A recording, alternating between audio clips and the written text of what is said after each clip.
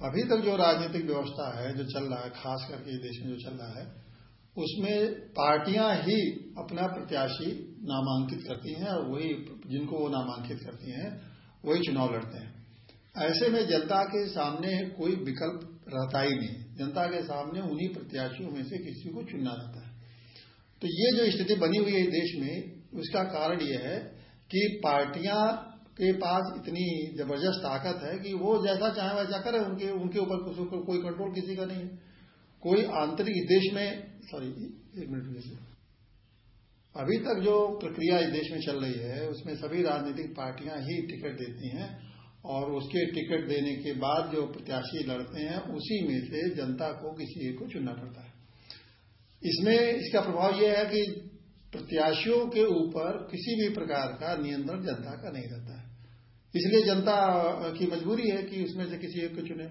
नैतिक पार्टी इस व्यवस्था को बदलना चाहती है। नैतिक पार्टी ने ये व्यवस्था की है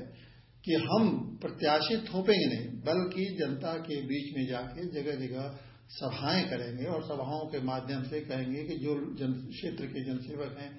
जो समाज के और देश की और राजनीति की जो सेवा करना चाहते हैं, वो लोग सामने आवें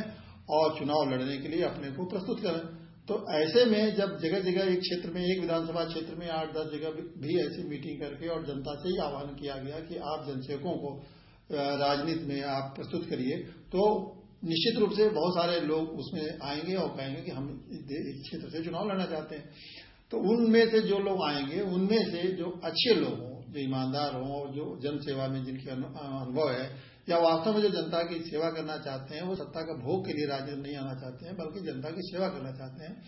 तो ऐसे लोगों में एक लोगों को जनता के बीच से ही सहमति से और नैतिक पार्टी एक प्रत्याशी को तय करेगी और फिर उनको पार्टी के द्वारा उनको टिकट देगी और जो पार्टी की नीतियां सिद्धांत हैं उसके आधार पर उनको चुनाव लड़ाएगी। इससे एक फायदा ये होगा, तो सबसे जबरदस्त फायदा होगा इसका, कि जनता के इस द्वारा प्रत्याशी चयन में जो